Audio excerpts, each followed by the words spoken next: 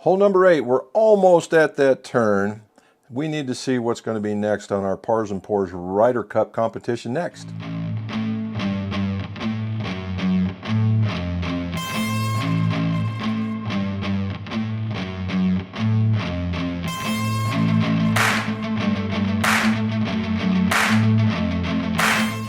Welcome back to Pars and Pours. This is the Ryder Cup. My name is Jim, and we are a golf-centric whiskey channel. If you don't know where I'm from, check out my Golf Custom Clubs.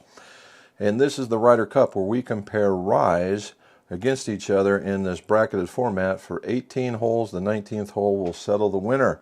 And this time around, we have two. We have a new one here. And you want to talk about an absolute fresh crack right here. We got one going. Strong cork game. And what this is a Bardstown rye. Bardstown rye. This is the single barrel finish Ohio Liquor 2nd edition. This is basically a store pick. This is from Rickhouse A Floor 1. It is 59.3 alcohol by volume, or 118 proof. Kentucky Straight Rye Whiskey finished in toasted cherry wood oak barrels. This should be very, very interesting. Now, the part about this, if you like this, there's some grain sandblasted on the side of this, and it says that it's from Bardstown Bourbon Company, 6-year 95.5 rye. Can't go wrong with a 95.5 rye. These are going to be some big hitters, and the reason why they're big hitters, and you'll see here when we talk about the hole. Alrighty, this is an Old Forester single barrel rye, and this is 128 proof. It was in Warehouse K on floor 1, coming at 64.5. So we are not messing around here today. This one's going to be a tough one. And we have the perfect hole on the Bethpage Black to even talk about this one. And Old Forester, one of the oldest distilleries, we know all that. Cooperage. It doesn't tell us what it's made from. It doesn't. So we're just going to go straight rye whiskey. All right, so we got some pretty heavy hitters. Now, this is hole number 8. We saw the last one, hole number 7, where Minor Case pulled out just a narrow victory over Sagamore, which it could have went either way. You know, you either basically have a low proofer punching up, or you have a high proofer punching down. It just depends on your preference, right? In this particular one, we have massive hitters, right? These are not to be messed with. Ryes as far as proof goes. You know, we're looking at 118, almost 119. And 128 and some change. So they're very high up on the scale, both from recognizable places that that you would want to buy your bourbon from. All right, back to the Bethpage Black and the Ryder Cup. This is hole number 8. Now this one, the reason why I said this was for big hitters is because hole number 8 is a par 5, right? It is the number 5 handicap hole on the course, and it ranges out at 555 yards. So this is not for the faint of heart. Now, the issue here in the previous holes, everything was guarded by sand. Everything. Holes, landing area, the whole 9 yards. In this particular instance, being the number 5 hole, it's still difficult, but it's more of length and stuff that's in the way. This is a dogleg right hole, and it is just lined with trees as far as the eye can see. In fact, the landing area, if you get beyond it, is a blind shot. You can't see the hole from the back tee. So, and there's no real sand in the way. It's just all got to land on this narrow patch of land prior to making your shot going in there. So the difficulty is not the stuff that's in the way. The difficulty is the hole on its own. Okay, so that's with the Bethpage Black. Now, as far as the Ryder Cup goes, we've been throwing out little factoids in each one. And this one is, did you know that nobody wins prize money at the Ryder Cup? This is purely voluntary. This is voluntary. It pits the best golfers from the U.S. and the best golfers from Europe. It used to be the best golfers from the USA and the best golfers from Great Britain, but since it's expanded into allowing Europeans in there.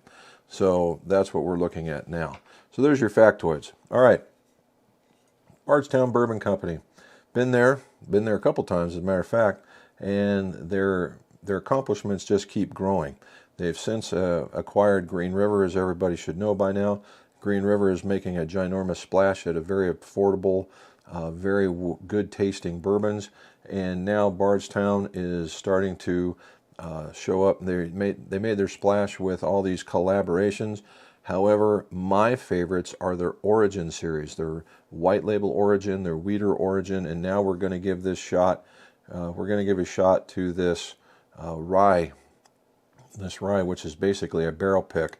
And basically, since it's a fresh crack, we always know that we'll call it the whiskey myth, is that the fresh crack, that bottle pour, that neck pour, is not necessarily the best one. So we're going to give it a little bit of an aggressive swirl, let it see the side of the glass, and we'll set her down from right there. Okay, with Old Forester, everybody knows Old Forester. Old Forester makes some very, very, very, very fine bourbon.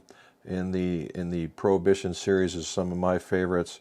I have not yet had a presidential bottle or a birthday bourbon bottle, so Old Forester, if you're listening, and I'm sure that you're not,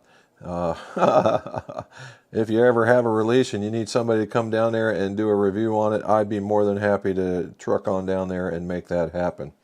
Okay, so here we go. Big hitters, big hole, par 5. Let's get to it. So, on the nose. Actually, on the last one, I started from the left, so let's start from the right on this one and go. So on this one, I'm getting that it's a sweetness that really I haven't pegged where it's coming from. It is and I listed it as like a hard candy kind of sweetness. It comes off as maybe a burnt brown sugar. Let's go with that, burnt brown sugar. It is not your typical Old Forester profile in the bourbon profile, where the Old Forester is typically darker, thicker, that kind of thing. And normally in their single barrels on their blue and their light blue labels are they run a little bit hotter. This one I like that, the burnt brown sugar note. Maybe even a cherry on that one. Not bad. Good nose. Let's see what this one does. A little more calm. That's not, off of a neck pour, that's not exactly what I was thinking I was going to get.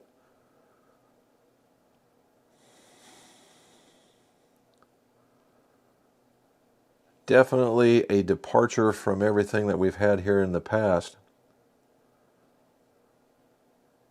Much sweeter. That's really nice. This has got the caramels come out in this one.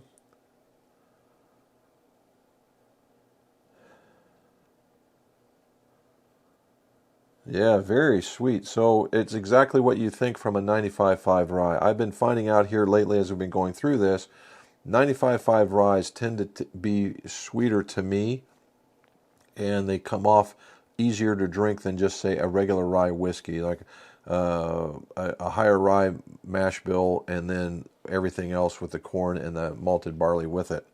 The 95.5 comes off just like that. And so we're going to give the nose, right off the bat, we're going to give it to Bardstown Bourbon Company.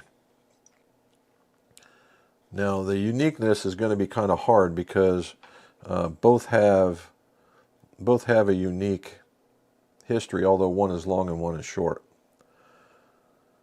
And this one is sweet as well. It's deeper. It's like an Old Forester deeper, sweeter sugar kind of flavor. Very well done.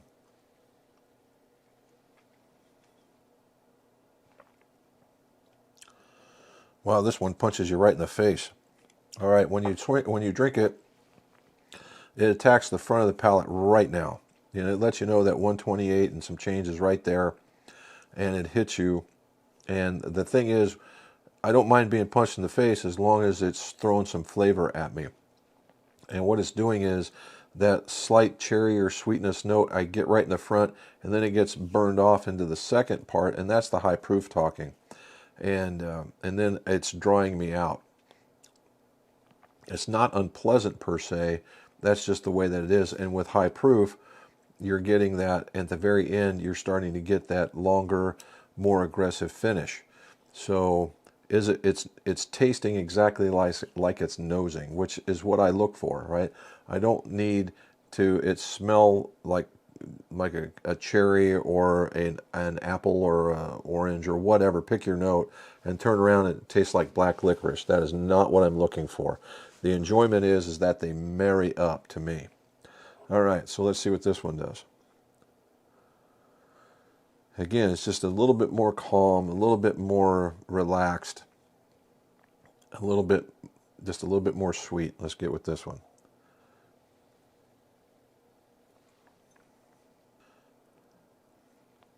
Yeah, and that one's again, it's doing the same thing. It's attacking a little bit hotter, but I'm not getting the flavors that you would have nosed. So let's try this. I'm trying to give it the benefit of the doubt, being the first pour, because Bardstown really does make some phenomenal product. Yeah, I'm getting the same. It's a calmer, sweeter note, and I got to tell you, I like a 95.5 rye to be sure. See, now there it is. After I clean it out, there's that sweetness. There's the cherry up in the front. It's still drying in the middle, but not nearly as impactful on the back. Now, for you guys that like that longer finish or stuff, this probably is not going to be for you. But if you like all that flavor on the front of your on the front of your palate, then you're going to enjoy this immensely. All right, let's try it again, see if it works.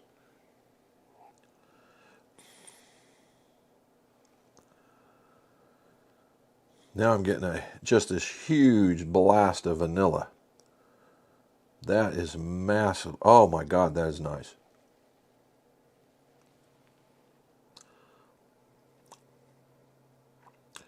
Yeah, that's and when you've cleaned it all out and you've had your chance to just really look at it, this is like a shot of vanilla just right down the pipe. I mean, just right down the pipe, man. Oh my. That was very, very good.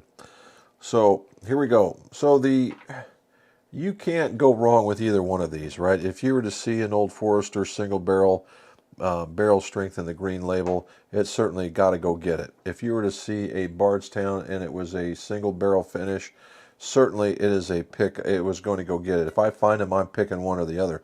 Just because one or the other won today doesn't mean I wouldn't drink either one of them. Wow.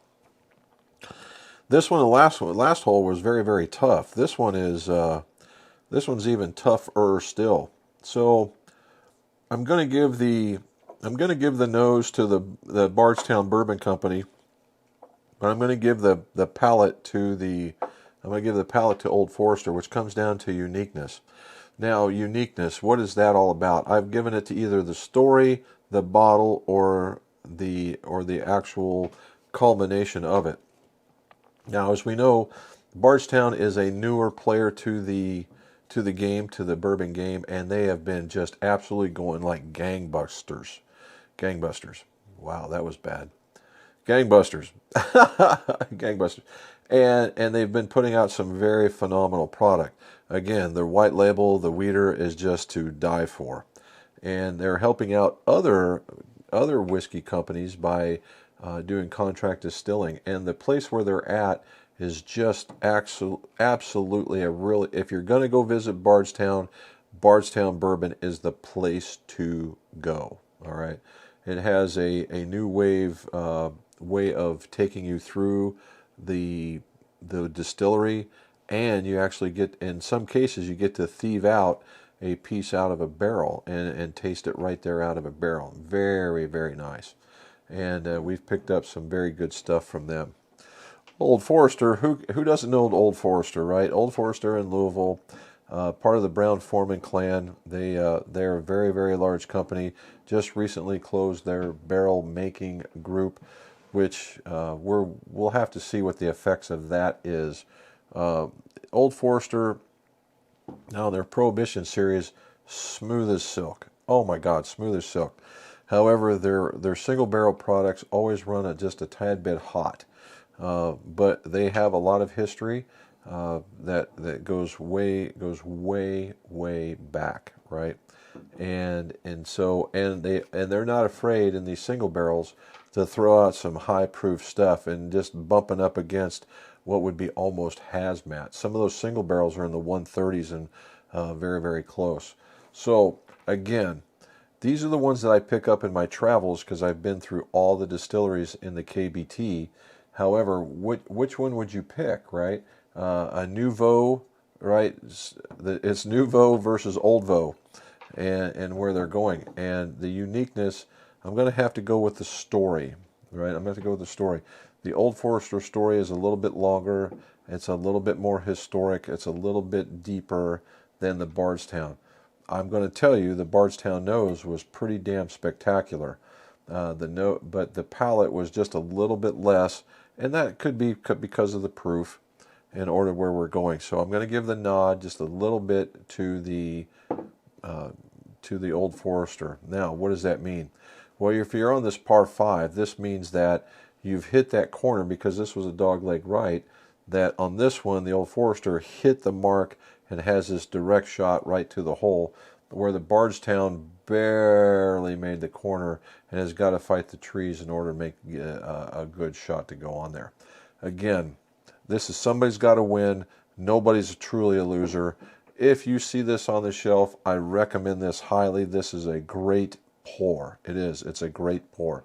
However, this one is a great pour as well. And if you're a proof hound, then this is where you're going to want to go.